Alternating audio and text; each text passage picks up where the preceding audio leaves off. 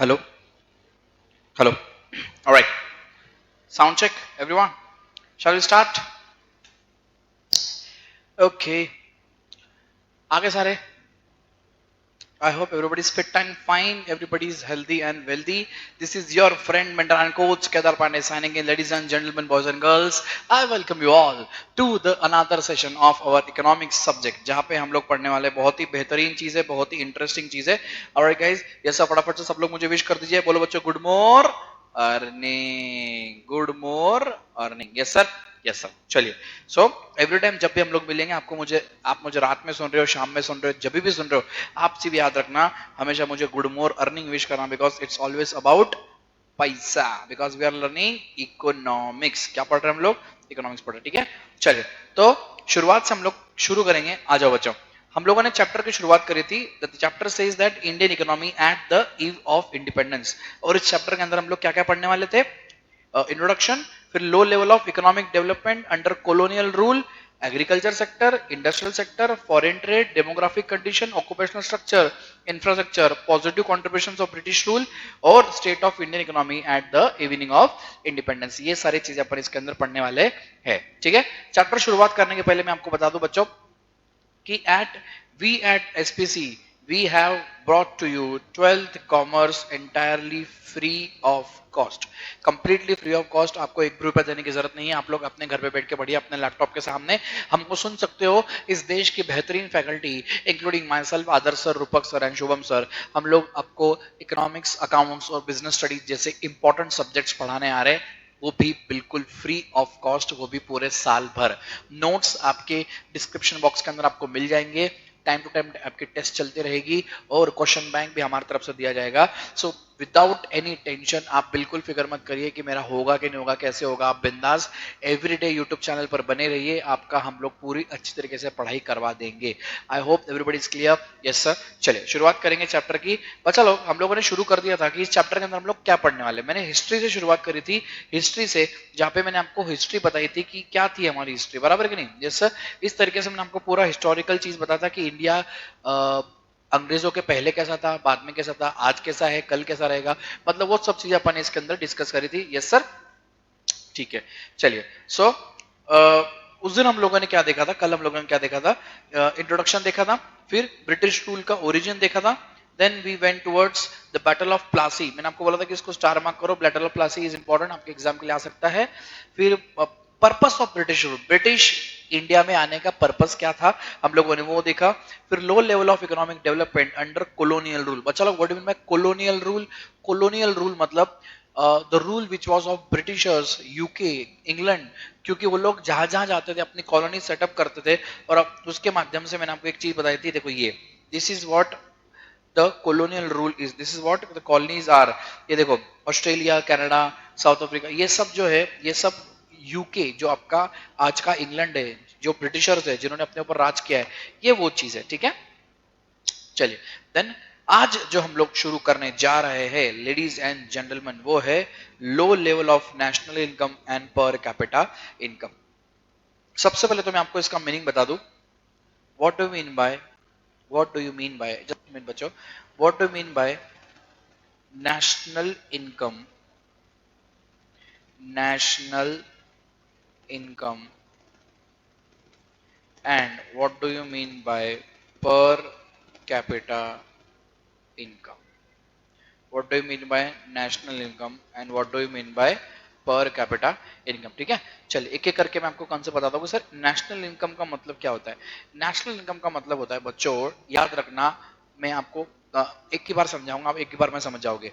The total amount of the total amount of goods and services, the total amount of goods and services produced in a country, produced in a country in a particular financial year is called as national income. सुनना मेरी बात. Total amount of क्या? Goods and services. क्या? Produce in a country in a particular financial year, एक साल भर में, particular financial year में, एक साल भर में आपने कितने अमाउंट ऑफ गुड्स और सर्विस बनाए एक कंट्री के अंदर, उसको बोलते हैं अपन नेशनल इनकम। और इसी को एक और नाम दे दिया गया था जो कि आप सब लोगों ने कभी ना कभी सुना होगा, that is called as GDP, gross domestic product. Yes sir. और अगर रैंकिंग की बात करूं कि नेशनल इनकम की रैंकिंग में अगर वर्ल्ड लेवल पे रैंकिंग बताऊं तो सबसे पहले यूएस है, फिर है चाइना, फिर है जर्मनी, फिर है जापान और फिर है इंडिया। ये रैंकिंग आज चल रही है। हम लोग इनके ऊपर आ गए थे, हम लोग फोर्थ लार्जेस्ट इकोनॉमी बन गए थे, लेकिन वो फॉरेन एक्सचेंज रेट्स की वजह से हम लोग पीछे वापस इंडिया का पतन हुआ है और हम लोग फिफ्थ पोजीशन पे वापस आ चुके हैं। ठीक है, आई होप आपको सबको नेशनल इनकम समझ गया होगा। Yes sir, no sir? Yes sir, आपको सबको नेशनल इनकम समझ गया होगा।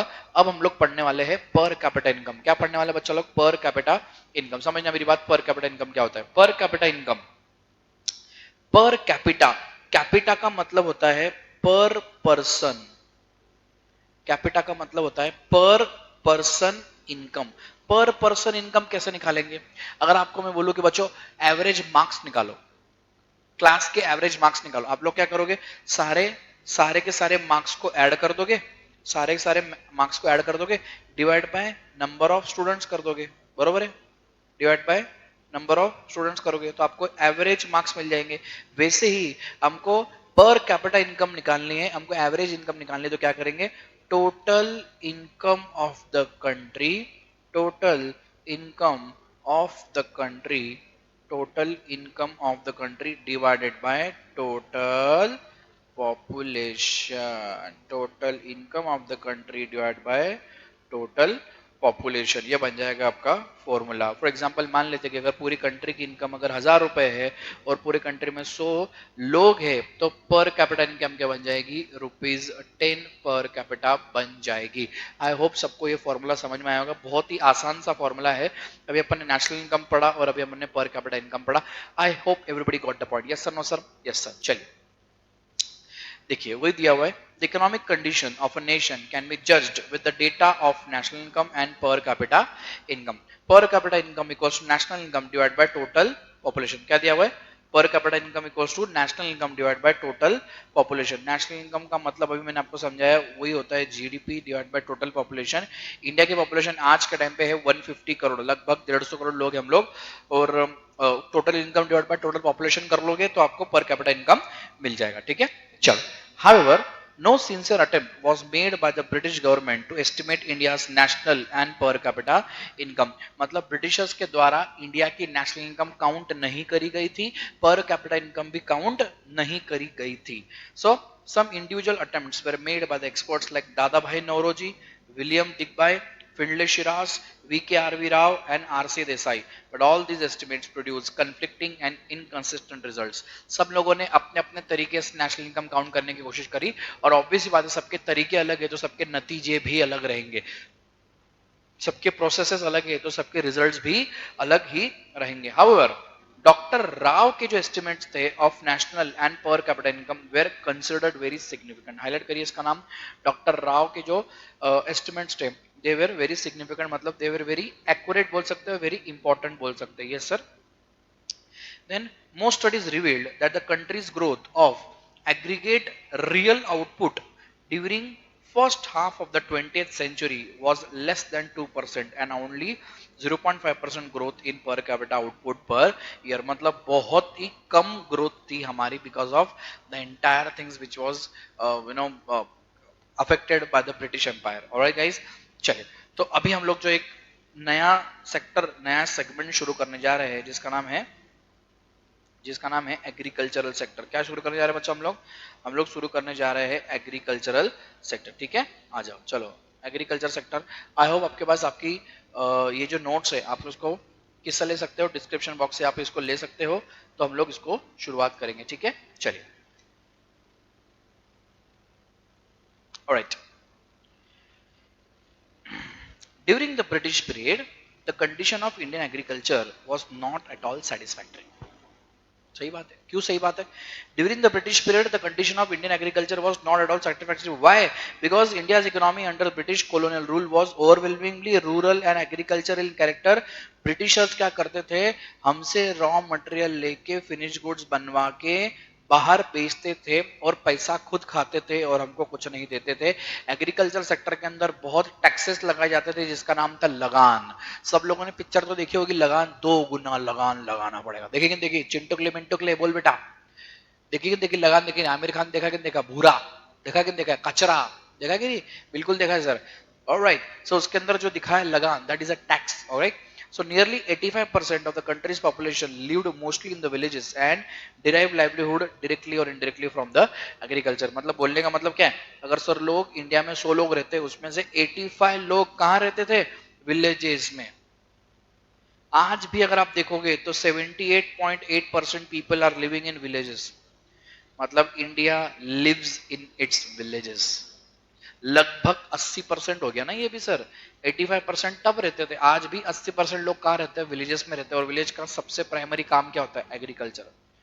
सबसे प्राइमरी काम किसी भी विलेज का होता है एग्रीकल्चर. जाके फार्मर्स सिर्फ एग्रीकल्चर के ऊपर ही डिपेंडेंट होते हैं. सो even with this large proportion of population engaged in agriculture, the country was not self sufficient in food and raw materials for the industry. Then what were the main reasons for the stagnation in agriculture sector? The stagnation का meaning समझते आ जाओ. stagnation मतलब रुकावट, रुक जाना, एक जगह पे रुक जाना, स्थगित हो जाना, उसको बोलते हैं stagnation. The stagnation in the agriculture sector was caused due to the following reasons. कौन से? Number one, land settlement system. कौन सा? Land settlement system. The most important reason for stagnation in the agriculture sector was the introduction of zamindari system. कौन सा system भाई? Zamindari system by the colonial government. Under this system, profits accruing out of agriculture sector went to the zamindars in the form of lagan. आप लोगों ने एक चीज notice करी होगी कि वहां पे कुछ कुछ विलेजेस के अंदर राजा लोग भी रहते थे, राजा महाराजी भी रहते थे, लेकिन ये राजा महाराजा होते थे, ये चाकर होते थे. These were the servants of British government. तो इनका काम क्या होता था, विलेजर्स से पैसा निकालो और ब्रिटिश गवर्नमेंट को दे दो इन the form of lagaan. In the form of lagaan. Yes sir, no sir? Yes sir. The main interest of the zamindars was only to collect lagan regardless of the economic condition of the cultivator. The dates for depositing specified sums of lagan with the British government were also fixed, failing which the zamindars would lose their rights. कितना strict था देखो. Zamindars and colonial government did nothing to improve the condition of agriculture. आप मुझे बताइए, बैठे बिठाए अगर उनको पैसा मिल रहा है तो सर वो क्यों मेहनत करेंगे, वो क्यों मेहनत करेंगे एग्रीकल्चर सेक्टर को बढ़ाने के लिए? सही बात है, गलत बात है? बिल्कुल सही बात है सर. अब एक्चुअल में जमींदारी सिस्टम क्या होती है वो देखते बच्चों, आ जाओ. व्हाट इज एक्चुअल में जमींदारी सिस्टम, वो अपन देखते हैं. आ जाओ बच्चों, लेट्स गो. ध्यान देना. What is zamindari? Zamindari, zamindari system also known as permanent settlement system. इसको हाईलाइट करिएगा, इसको हाईलाइट करो. Permanent settlement system was introduced by Lord Cornwallis in 1793. कब हुई थी शुरुआत? 1793 में शुरुआत हुई थी. Just imagine. The basic aim for starting this was to increase the revenue of the colonial government. Under this land tenure system, zamindars merely collected rent from the actual tillers of the soil. Under this system, zamindars were recognized as owners of the land and were given the rights to collect the rent, that is lagan, from the farmers. Thus, the zamindars were to function as the intermediaries between the cultivators and the British government.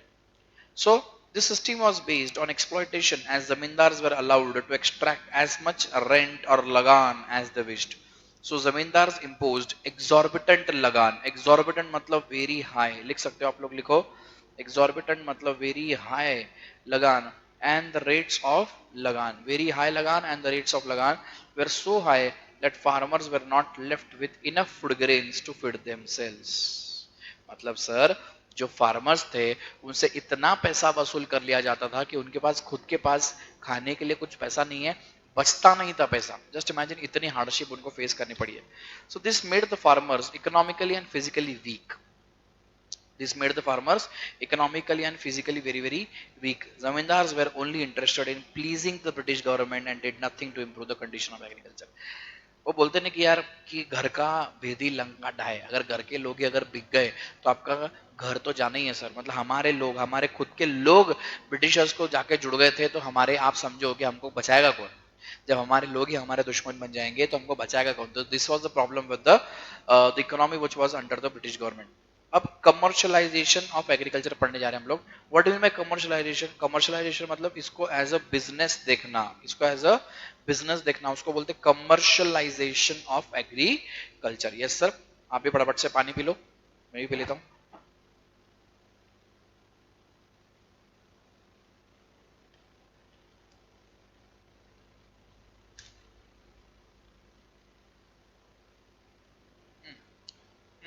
Commercialisation of agriculture.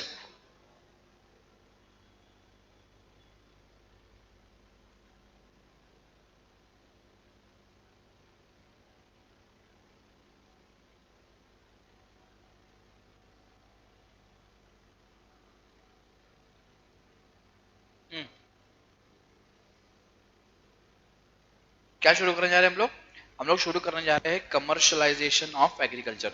Commercialisation of agriculture means the production of crops for sale. आपको मैंने बताया business, production of crop for sale in the market rather than for self consumption. मतलब खुद consume ना करके उसको market में उतारेंगे बेचने के लिए, पैसा कमाने के लिए, कॉमर्स के लिए, कमर्शलाइजेशन के लिए।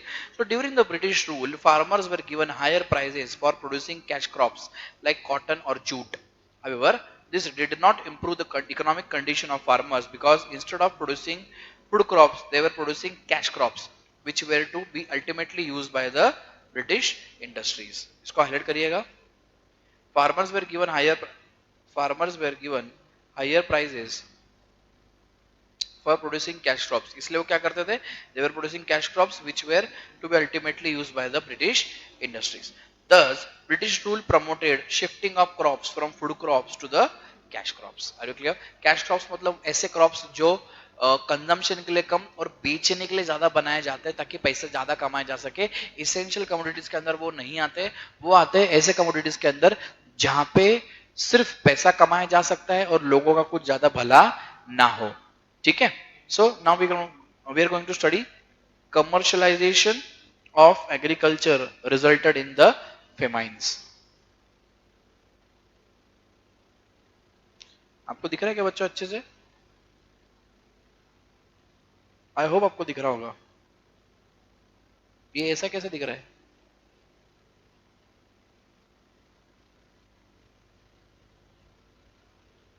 एक second.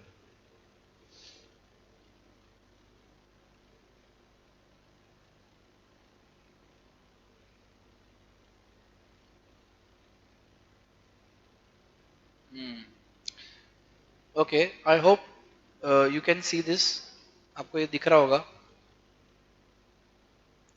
We are going to learn commercialization of agriculture resulted in famines. During the British rule, agriculture was commercialized to cater to the needs of the British industries for necessary raw materials. The British industrialists were always in need of the raw materials like cotton, jute, groundnut, sugarcane, etc. to keep their factories running. By offering the high prices, they attracted Indian peasants to produce commercial crops instead of food crops. Moreover, India was forced by the British rulers to export food grains which were in the short supply in Britain. मतलब क्या? India में बनेंगे, India में बनेंगे और कहाँ transport होंगे? कहाँ ट्रांसपोर्ट होंगे? अपने ब्रिटेन में ट्रांसपोर्ट होंगे। कहाँ ट्रांसपोर्ट होंगे? ब्रिटेन में ट्रांसपोर्ट होंगे, क्योंकि वहां पे ये चीज की कमी थी। मतलब यहाँ पे सस्ते में बनाओ और वहां पे जाके बेचो, और पैसा किसको मिलेगा? उनको मिलेगा। So, the extent of commercial agriculture went so far as to make many peasants purchase their food requirements from shops in towns. Commercialization of Indian agriculture adversely affected the self-sufficiency of villages economy in the India. This fall in the production of food crops was responsible for frequent famines in India during the British days. Then low level of productivity. What is productivity? जितना आप input लगाते हो, जितना आप input लगाते हो, क्या आपको उतना आउटपुट मिल रहा है? उसको बोलते प्रोडक्टिविटी। जितना इनपुट लगा रहे हो, क्या आपको उतना आउटपुट मिल रहा है? उसको बोलते productivity. So low levels of technology, lack of irrigation facilities and negligible use of fertilizers resulted in the low level of productivity. देखो क्या क्या बोला है? Low level of technology, lack of irrigation facilities और निग्लिजिबल यूज ऑफ फर्टिलाइजर्स। मतलब sir obvious सी बात है, पहले तो टेक्नोलॉजी नाम की कोई चीज थी नहीं, फिर जो इरिगेशन फैसिलिटीज थी, आज आप देखो थ्रेशर्स आ गए, ड्रोन से फर्टिलाइजर्स डलते हैं, robots are there, so many things are there, technological advancement बहुत हो चुका है, लेकिन पहले इतना नहीं था, तो there were lacking irrigation facilities also, and there was negligible use of fertilizers, so it resulted in the low level of productivity. The cultivator had neither the means nor any incentive to invest in the agriculture. सही बात है कि नहीं?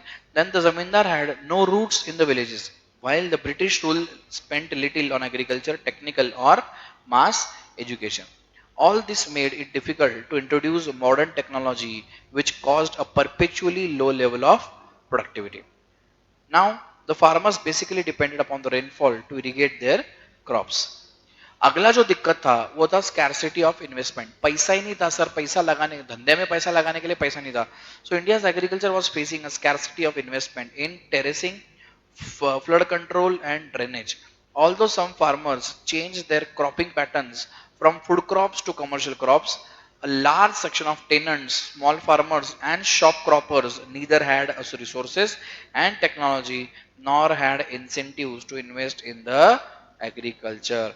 ना उनके पास sir इतनी जगह थी कि वो बहुत बड़े क्रॉप बना के बेच सके, ना उनके पास पैसा था कि वो एग्रीकल्चर के अंदर इन्वेस्ट कर सके, ये सब दिक्कतें चल रही थी. अब शेयर क्रॉपिंग क्या होता है समझना मेरी बात. Share cropping, it's a form of agriculture in which a landowner allows a tenant to use the land in return for a share of the crops produced on the portion of the land. For example, मान लेते हैं ये अपनी जगह है, for example let's say this is our land, ठीक है.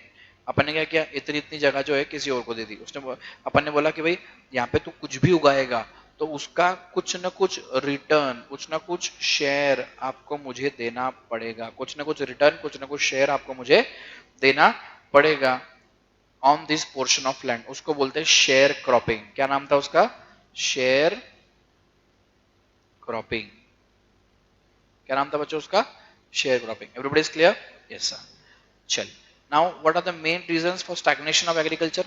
What were the main reasons of stagnation of agriculture sector? सुनो मेरी बात.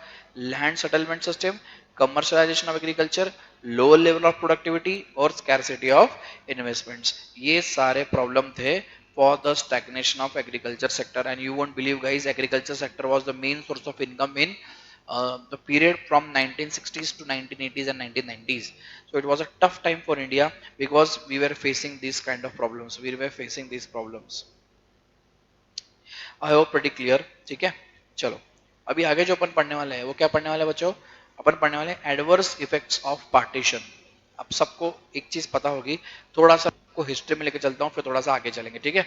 थोड़ा सा हिस्ट्री में लेके चलता हूँ, ध्यान देना बच्चा लोग कि भाई पार्टीशन क्या हुआ था, कैसे हुआ था, ध्यान देना, ठीक है. आई होप आप लोग मेरे साथ बने हैं, ध्यान दीजिएगा.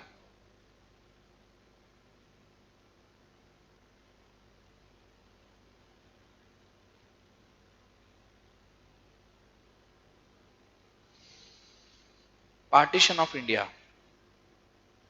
आप कुछ कुछ इमेजेस में आपको बताता हूं, देखना. ये इमेज देखो, कैन यू सी दिस?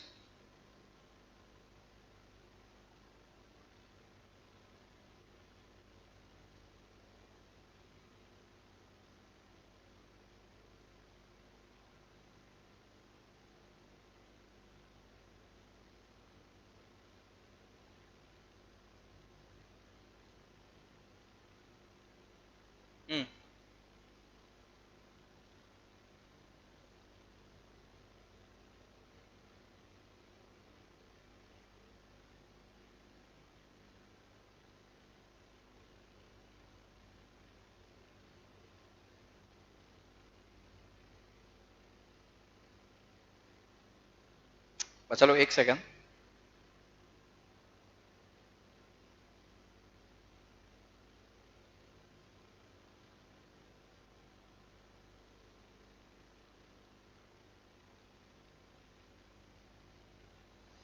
ठीक है, आप देख सकते हो, ये देखो, ये देखो, दिख रहा है आपको? ये है आपका कश्मीर, ये है वेस्ट पाकिस्तान, ये दिस इज ईस्ट पाकिस्तान, ये है हैदराबाद प्रोविंस। एक सेकेंड, इसको डाउनलोड कर ही लेता हूँ बच्चों में, एक सेकेंड रुक जाओ।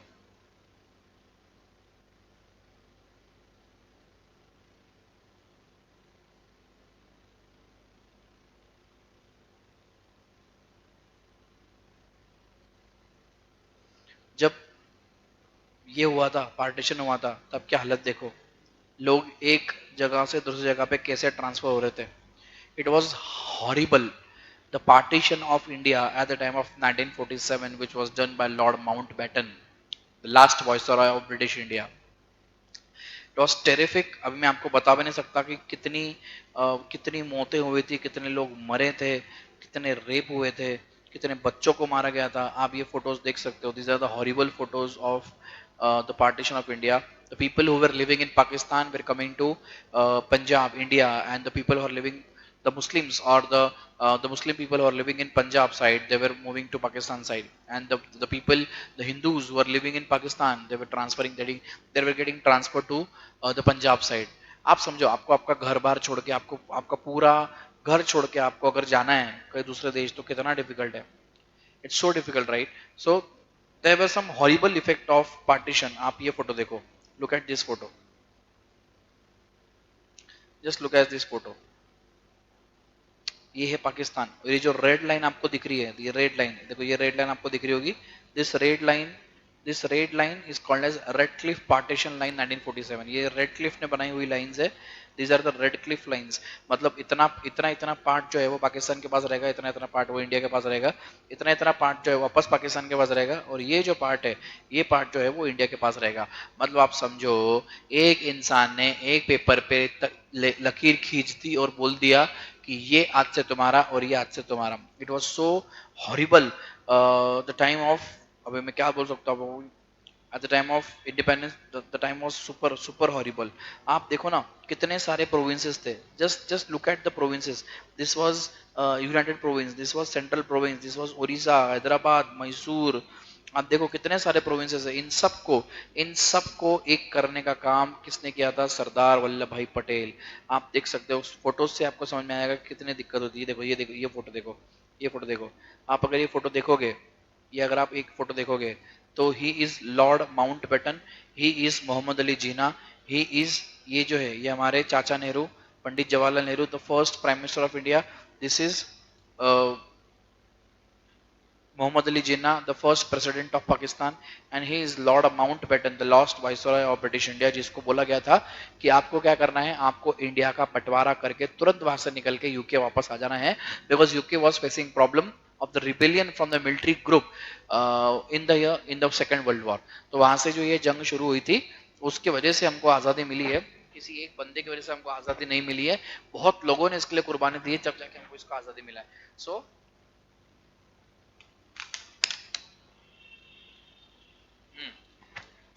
सो these are the pictures from the partition of India. एक और एक चीज दिखाता हूँ, ये देखो, ये है Lord Mountbatten, he is Pandit Jawaharlal Nehru, Lord Mountbatten, and he is Mohammad Ali Jinnah. Mohammed Ali Jinnah wanted a separate nation called as Pakistan, hence we have to give him, hence we have to compulsorily give him, because दंगे फसाद होने लग गए थे। आप ये देखो, बेसिक मैप्स ऑफ पार्टीशन। आप ब्रिटिश इंडिया देखो, these are the basic maps of partition। India पहले कैसा दिखता था देखो, दिस वाज ब्रिटिश इंडिया, मतलब यूनाइटेड, कंप्लीटली यूनाइटेड। ये हमारा पूरा इंडिया था, ये पार्ट भी हमारा, ये पार्ट भी हमारा, ये पूरा पार्ट हमारा, ये पार्ट पूरा हमारा, ये यहाँ तक ये पार्ट पूरा हमारा था। मतलब आप समझो, ये भूटान नेपाल छोड़ दिया, ये चाइना का पार्ट छोड़ दिया, तो ये कंप्लीट दिस वाज इंडिया। लेकिन जब बंटवारा हुआ, जब बंटवारा हुआ, तो आप देखो इंडिया कैसे दिखने लग गया। इंडिया दिखने लग गया कुछ इस कदर। ये मैप गलत बताया है, ये हमारा पार्ट है, ये मैप गलत है, दिस इज रॉन्ग मैप, ये हमारा पार्ट है, this is Pakistan occupied Kashmir, ये पार्ट हमारा है। Yes sir. तो ये जो है ये पाकिस्तान है, ये ईस्ट पाकिस्तान जा, तो बाद में जाके बांग्लादेश में कन्वर्ट हुआ। And this was the map, this was 1971 का मैप, दिस इज 1945 का map. I hope you got the point, I hope you got the point. Yes sir, yes sir. आप देख सकते हो, ये है पूरी की पूरी हमारी team, this is the entire team. आप देख सकते हो, सुभाष चंद्र बोस, पंडित जवाहरलाल नेहरू, मौलाना आजाद, सरदार वल्लभ भाई पटेल, इन दोनों का नाम मैं नहीं जानता। So these were the people These were the main people who actually contributed to our independence, complete independence. Just look at Sardar Vallabhbhai Patel, the Iron Man of this country. Just look at him, the power that he hold. The first Home Minister of India was Sardar Vallabhbhai Patel. तो ये सब हमारे, ये देखो, ये photos देखो. These are the photos of partition. कितना difficult रहा होगा एक जगह से दूसरी जगह पे जाना. Isn't it? I hope आपको हिस्ट्री थोड़ी बहुत पता होगी तो आपको इसके अंदर इंटरेस्ट आएगा. और आपको एक चीज दिखाता हूं, अगर वो मिल जाती है मेरे को तो ऑब्वियसली.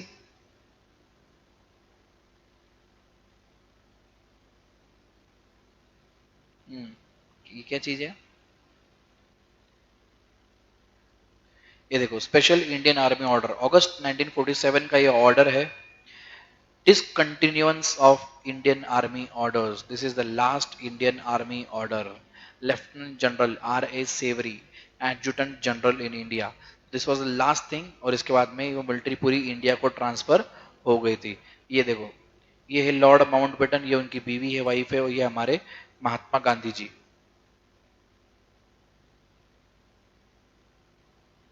और अगर आपको फोटोज दिखाऊं तो ये देखो, this was the first independence speech which was given by Pandit Jawaharlal Nehru at the time of independence.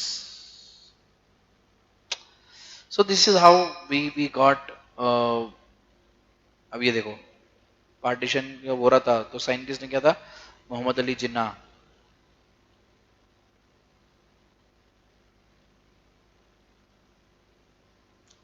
सो ये सब जो है ये है तुम्हारा पार्टीशन. बट ये पार्टीशन ने बहुत अफेक्ट किया है अपने को. अब मैं आपको कैसे बताऊं, बट ठीक है. आइए, इसका इकोनॉमिक्स के ऊपर क्या असर हुआ है हम लोग वो देखने वाले. इसका इकोनॉमिक्स के ऊपर क्या असर हुआ एग्जैक्टली वो हम लोग देखने वाले. ठीक है, ध्यान दीजिएगा. Adverse effects of partition. India's agricultural production received a further setback due to the country's partition at the time of independence. A sizable portion of the undivided country's highly irrigated and fertile land went to Pakistan. Almost the whole of jute producing area became part of East Pakistan, now Bangladesh.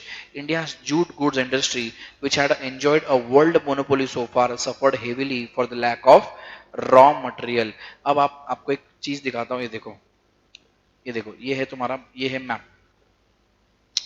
अब ये map में देखो, ये वाला जो part है, this part went to Pakistan, this part went to Pakistan, and this part went to Pakistan. This is Bangladesh and this is Pakistan. ठीक है, आज का बांग्लादेश, आज का पाकिस्तान. ये तब का वेस्ट पाकिस्तान था, और ये जो है ये है ईस्ट पाकिस्तान.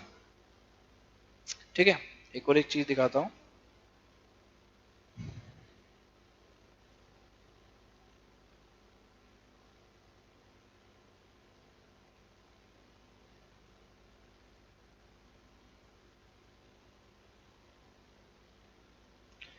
Five rivers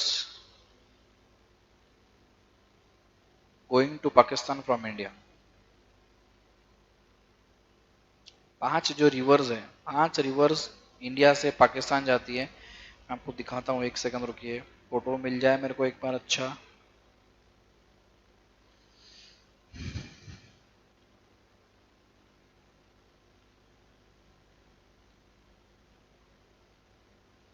यहाँ पे तो पूरे क्रिकेट के फोटोज दिख रहे हैं मेरे को. Isn't it?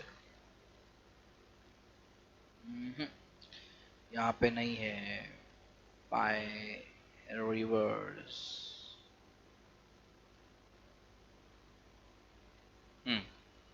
ये देखो,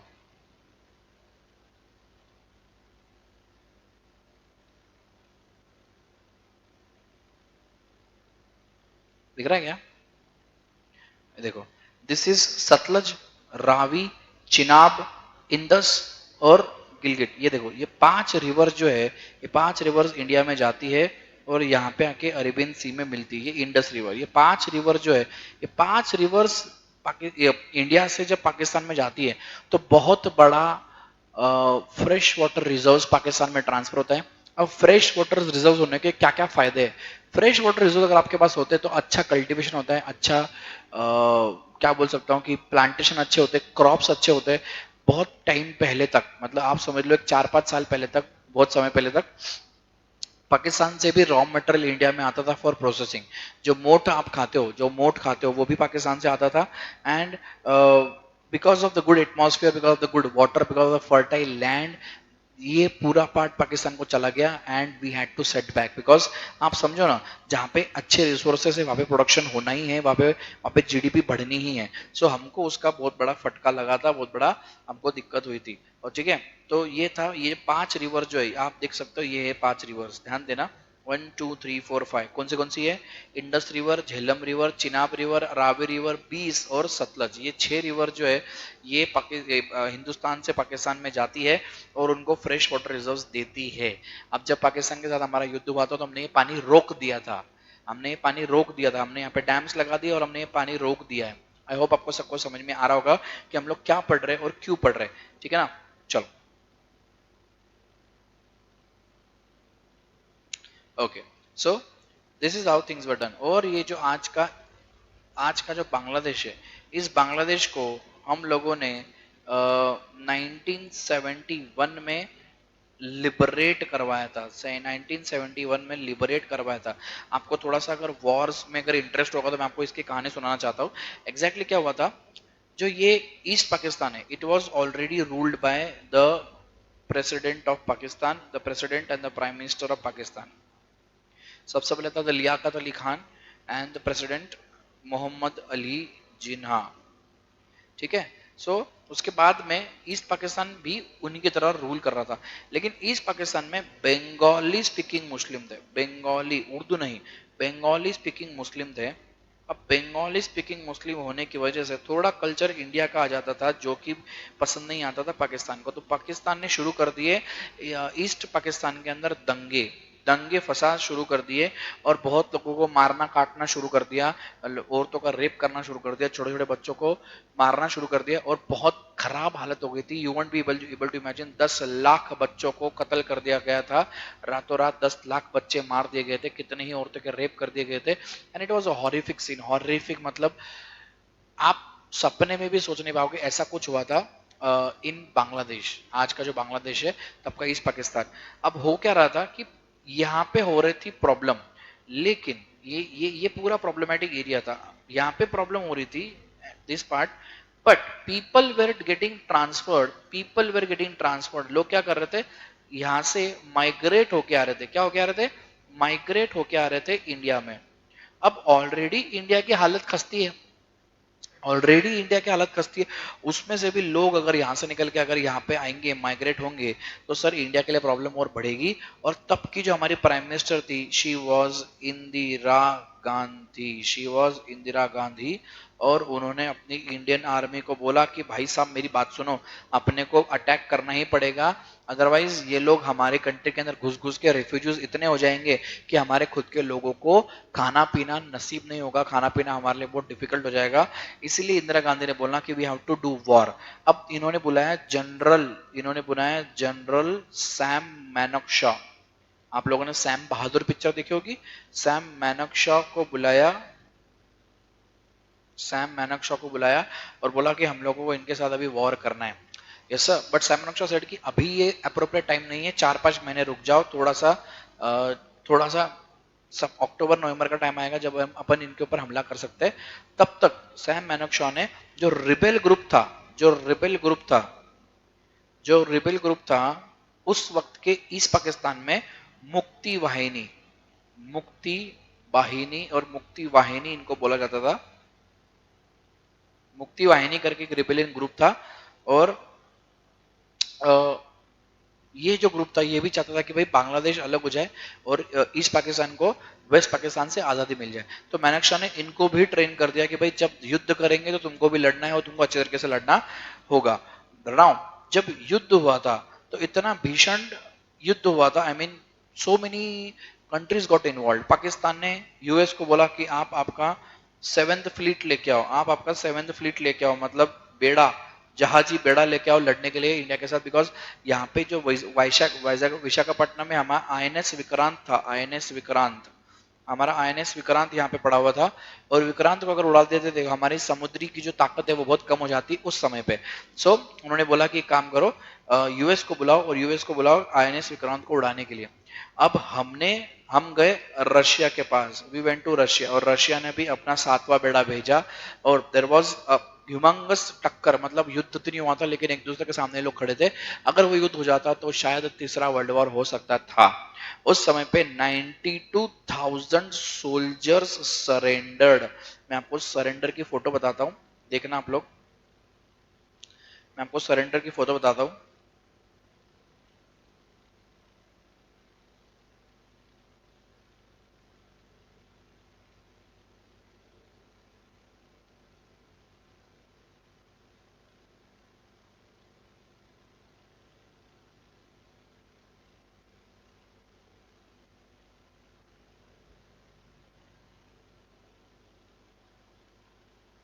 ये देखो, सो this was the actual surrender done by Pakistani army. ये था उनका सरेंडर, ध्यान देना। 93,000 सोल्जर्स, 93,000 सोल्जर्स सरेंडर्ड। ये है पाकिस्तानी जनरल, ये है पाकिस्तानी जनरल, ये है हमारे इंडिया के जनरल। तो 93,000 सोल्जर्स सरेंडर्ड। और आज ये जो फोटो है, ये फोटो हमने लगा के रखी हुई है एज अ प्रूफ कि देखो बेटा 93,000 सोल्जर्स तुम्हारे हमने क्या कराए थे, सरेंडर कराए थे। इट वाज हिस्ट्री में सबसे बड़ा सरेंडर, हिस्ट्री में सबसे बड़ा सरेंडर वाज दिस, सबसे बड़ा सरेंडर किसी भी मिलिट्री का। आप समझो ना, 93,000 सोल्जर सरेंडर करना, is it a joke? Is it a joke? No, it's not a joke.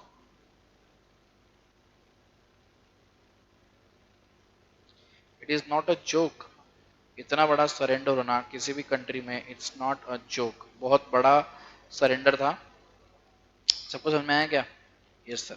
Picture से आप देखते हो तो पिक्चर से आपको थोड़ा जल्दी समझ में आता है, इसलिए मैं आपको फोटोज दिखाता हूँ कि एग्जैक्टली क्या हुआ था। सो 93,000 soldiers surrendered at that time and it was biggest surrender. That's how the war was fought and that's how we won the war, that's how we won the war, that's how India won the war. I hope everybody is clear. So this was all about how things got bifurcated, how things got divided और partition किस तरीके से हुआ था। आप देख सकते हो कितना हॉरिबल फोटोज है, आप देख सकते हो कितने हॉरिबल फोटोज है of the partition of India, isn't it? ये सर बड़ी दुखद घटना है, ऐसा होना नहीं चाहिए था, बट ठीक है वो सब हुआ। ठीक है, ऑलराइट। सो आज अपन ने क्या क्या पढ़ा बच्चों, आज अपन ने क्या क्या पढ़ा एक बार फटाफट से देख लेते फिर आगे चलते। ठीक है, आज हम लोगों ने क्या क्या पढ़ा, यहाँ तक हमारा हो गया था। We started with the low level of national income and per capita income. फिर हम लोगों ने एग्रीकल्चर सेक्टर देखा, ठीक है। फिर हम लोगों ने लैंड सेटलमेंट सिस्टम देखी। फिर हम लोगों ने कमर्शलाइजेशन ऑफ एग्रीकल्चर देखा, commercialisation of agriculture related to famines, low level of productivity, then we went towards scarcity of investment. फिर हम लोगों ने देखा एडवर्स इफेक्ट ऑफ पार्टिसिपेशन, और पार्टिसिपेशन मतलब sorry partition, adverse effect of partition हम लोगों ने देखा and we moved towards. Are you clear everyone? Yes sir. Are we good to go? फटाफट से मुझे बता दो, are we good to go? Yes sir. So this was the horrific scenes of partition that India face at the time of 1947. So I hope you got the point. सो आज के लिए इतना काफी है। I'll see you tomorrow with the next topic, with the next subject. ठीक है, हम नया टॉपिक करने शुरू करने जा रहे हैं, चैप्टर खत्म नहीं हुआ है, नया टॉपिक शुरू करें हम लोग। Till the time take care of yourself. This is your friend mentor and coach Kedar Pandey signing off. जय Hind. This is your friend mentor and coach Kedar Pandey signing off. जय Hind. Alright guys, I will see you tomorrow. Till the time take care of yourself. और हाँ, हम लोगों ने 11-12 CBSE की classes free कर दी आपके लिए, लुफ्त उठाइए, मजे लीजिए पढ़ने के। नोट्स आपको डिस्क्रिप्शन बॉक्स के अंदर मिल जाएंगे। Alright guys, till the time take care of yourself. I will see you tomorrow. Bye bye. Jai Hind.